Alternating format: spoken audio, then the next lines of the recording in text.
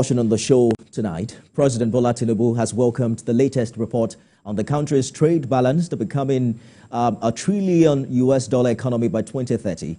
He premised this on the recent statistics that showed a 3.46% GDP growth for the third quarter of 2024, July, August, and September.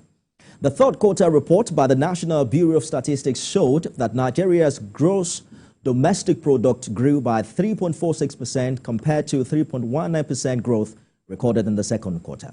Big question on the show is, how is this latest NBS report shaping the purchasing power of Nigerians? What has been done really in the past 18 months by this administration, and what should Nigerians expect? I'm joined by Special Advisor, Media and Public Communication to President Bola Tinubu. Sunday Dari joins us live from our Abuja studio. Mr. Dari, thank you so much for joining us, and congratulations on your appointment. It's the first time we're talking since then. Absolutely. Nifemi, thank you so much for having me today. Glad to have you here. So let's begin with the big one coming from Port Harcourt. After 7 postponements, the PH refinery company has now finally commenced full production. There's a promise of daily supply of about 200 trucks. We're hearing that about 1 million liters of refined products were released by the plant on Tuesday. It's been a long and bumpy road to getting this refinery to run. What specific measures will this government take to ensure long-term sustainability, given the rich history behind this? Thank you very much. I think it's been a long journey, but eventually we have arrived at the destination. And that destination was what happened yesterday in Port Harcourt, the old refinery, 60,000 capacity. And that's what happens when you have a leader who is focused, who has his eye at the tip of the spear, and who will spare nothing to make sure that we achieve. We know that PMS production, local refining, is critical. It forms part of the major component of the oil reforms in the oil industry that the president is about. And having Port Harcourt come on stream, 70% capacity, 60,000 liters per day, and also the other products coming on, I think is significant. And I think that going forward, with Dangote refinery already on, with about 9 other refineries and modular refineries already on in this country, we will achieve a local production of PMS and other byproducts to a level of over 50%. That will help to bring down the prices, but also make this nation be proud of the fact that it just not only has oil, but also it has some level of refining capacity. And that's what we find in other countries that produce oil. You must add some level of value. You must refine your own crude oil locally, and then the people can benefit from it. 70% refining capacity installed as we speak, but the bigger refinery in Eleme, we understand, is yet to be completed. What really is the update with the refinery in Kaduna and Warri, now that the president has reportedly directed that a timeline shouldn't be given? I think that from the president's reaction yesterday, we are clear on the journey ahead. First is to make sure that the second part that has about 155,000 capacity in Port Harcourt comes on stream as quickly as possible. Of course, there are considerations for Warri, Kaduna, and the others for privatization where it's possible. But if not possible, about 1.5 billion have been paid out about 2 years ago, with additional funding that has come in the last 1.5 years to get them activated. And you see, when they're on stream, even if you want to privatize, you have added value and the country can get more. Of course, privatization is in sight, but also getting them active and productive is critical so that the value can increase. But I think the focus right now, as NNPCL said, is to have the second arm of the Port Harcourt refinery. Don't forget, the king of all our refineries is the Port Harcourt refinery. And I think if you get the old one, which is on now, and the newer one comes on, I think that will be a big leap under this administration. Leave me, the big question on the mind of many Nigerians is, how will full production, increase in full production in Port Harcourt refinery, for instance, impact directly on the price of fuel for the consumer? Should Nigerians expect the price of fuel to crash, for instance, in the coming days? Absolutely. You recall that about 2 weeks ago, under the oil sector reforms, looking at some of the impact we've had, was a prediction that you will see some kind of reduction in the pump price. And in the last 3 days, it was widely reported that the 50 naira closing to 100 naira reduction. But let me tell you what happened today. We saw Dangote Group advertising its PMS at a particular price. That has never happened. Now, the competition that is needed, market forces is forcing competition because NNPCL is producing, Dangote Refinery is producing, the modular refineries are producing, and 9 other refineries are producing. Now, you're going to have the market forces play. For the first time, I saw Dangote Refinery advertising that we have PMS and we sell at this price. So that ultimately will impact the pockets of Nigerians.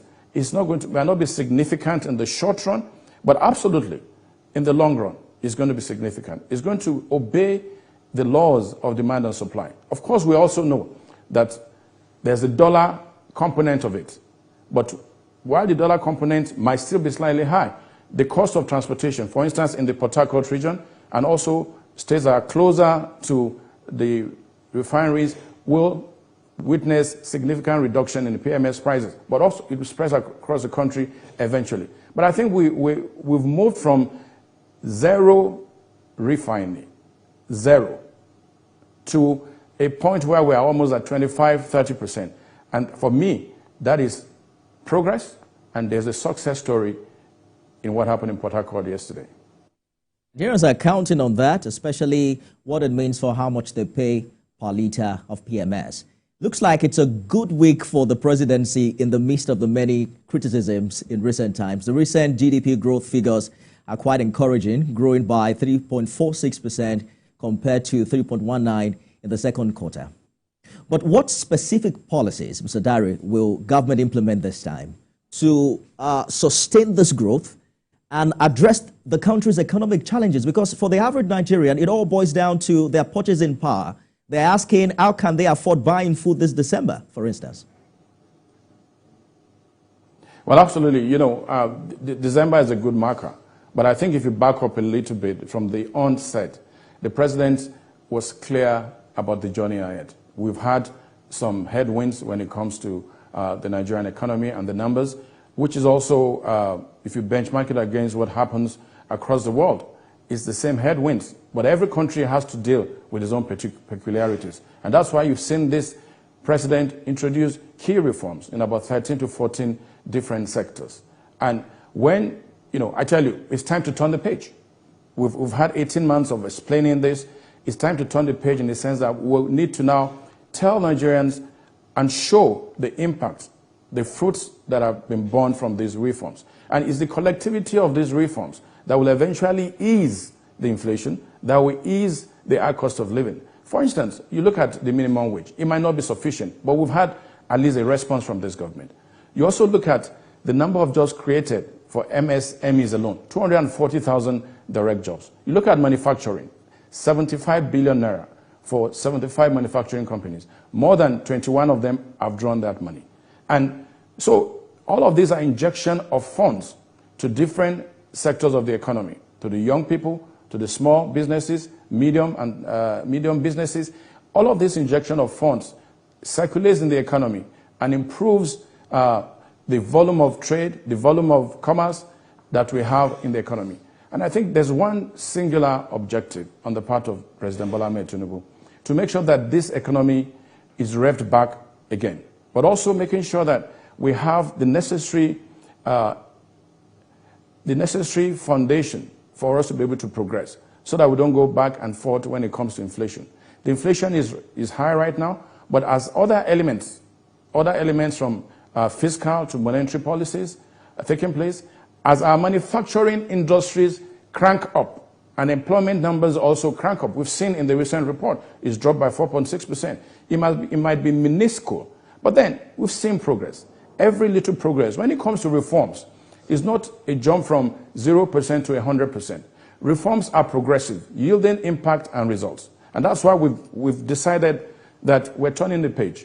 We'll be looking at 13 sectors under the Tinubu reforms tracker. Looking at each of these sectors, we're looking at expected outcomes. We're looking at impacts in the short, medium, and long term, so that Nigerians can really see the numbers and know that the sacrifices being made, the difficulties being faced right now, there is something coming in forms of dividend to show that we're on a journey, and this president is certain about the destination he wants to take the economy of this country. President Tinubu, as we speak, is out of the country, as well as his vice president, Kashim Shettima. There are controversies around these very frequent trips, and that's what we'll be talking about after this break. Stay with us, everyone. Don't go away.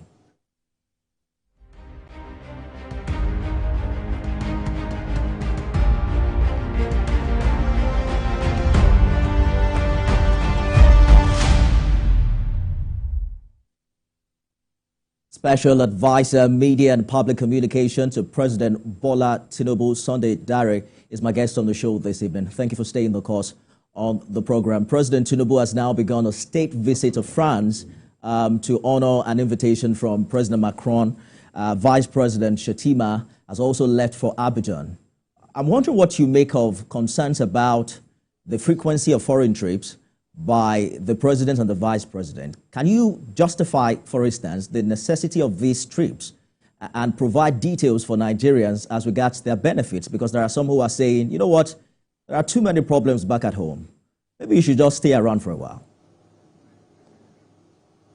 Well, this is a concern that has dogged virtually every administration, from the Obasanjo presidency to the Jonathan presidency, to the Buhari presidency, the frequency of trips. And it speaks to one fundamental thing. Presidents are the chief marketing officers of their countries. They have to interact. When he travels and he goes to these forums, he also meets with other world leaders. That means beyond President Tinubu traveling, other world leaders do travel. And that is for a reason. They're the chief marketing officers of their countries. They go there to speak to the potentials of their country. And I think that for a country looking for foreign direct investment, for a country that is trying to pursue a new trajectory when it comes to developing critical sectors of its economy, there is a need for a new president, just 18 months in the saddle, to quickly make sure that he interacts with other presidents, but also the investors, the big international organizations who are present at most of these meetings that he attends. And I think we should see it from that focus. The work of the president, yes, he has some work at home, but he cannot be a sit-at-home president. He needs to go out there and speak for this country. He needs to make a strong pitch. The president is the biggest, number one spokesperson of his administration. Our president is believable. He has the experience, both cognate and political. And I think that these trips are not just trips for they're not junkets. When you look at when the Indian Prime Minister came, that trip was critical for us. The last time they met was at the G20 in India. We saw the high-level meetings that held. We saw the foreign direct investment promised. We saw almost 35% of that has come in. We saw a recommitment on the part of the Indian government through his Prime Minister to support us when it comes to mining, when it comes to agriculture, and other critical areas, when it comes to IT, when it comes to CNG. You see, it's an ongoing conversation. Presidents come here to visit, he gets invited to go, and some of these visits and these events are annual, where every world leader goes. We don't want the Nigerian president to be absent from there. Clearly, Mr. Dari, and it sounds really good. But what happens when both of them are out? Who's in charge? Well, you know, let me say this. The vice president is just across the border. You also know that President Bola Tinubu is not a president that does not delegate. We have a structure of government. It is about institutional rationalization in the sense that we have institutions that are functional. Every institution in this country is working from the judiciary to the legislature and to also the executive. And I think it's about institutions, not about the person that is in situ. And it's important, that point must be made. The president is briefed occasionally. He has just landed in Paris. I know certain briefings I've held already. I've had people with him that have contacted me on a couple of things. And of course, so the trip by the vice president was important. It was a timely trip, and it's just across the border. where he went is less than 3 hours, 15 minutes. And I'm sure he's right back here tonight. He has been president for just about 18 months. One of the biggest controversies about this administration is the question of why Mr. President needs what a State House correspondent calls an army of town criers. Nigerians for a long time have been accustomed to hearing from the president through a single mouthpiece. The presidency now has a large team of spokespersons. Of course, there are 3 SAs, and there are quite a number of others occupying roles like the SSAs. There are questions about the cost and efficiency of this arrangement. Can you explain the rationale behind the structure and how it serves the interests of Nigerians? Well, let me answer this from 2 simple angles. First, the president is the commander-in-chief. The president builds his team. For instance, by law, he can, as approved by the National Assembly, he can hire as many as over 25 to 40 special advisors. If you look at it, it's not even halfway or a quarter of the way through that. That's one. But the right of Mr. President to determine the number of those that will work for him, not just in the media department, but several other departments, that right cannot be withheld. And I think this is a president that places premium on making sure that the people are engaged, or making sure that the information, public information, communication space is democratized, such that the policies and initiatives of his government are communicated on a consistent basis. That's one. 2, back up. Look at the American presidency. Look at their media setup. That's the largest democracy in the world. They have several layers. They have people speaking for government at various levels, singing from the same hymn book. And I think we need not just dwell on this matter of the number of people working for the government. I think what's important is that we have seen that there's a need to deepen communication. There's a need to make sure that these policies are explained on a consistent basis, to make sure that Nigerians get, they have the buy-in and understand that the efforts on the part of government is bearing fruit. And I think that's what's important at this time. Every president decides the number of aides he wants. Every president decides how he wants to communicate with the people. And I think we should give this president the benefit of the doubt in the decision he has taken to bring in core professionals to do this job for him.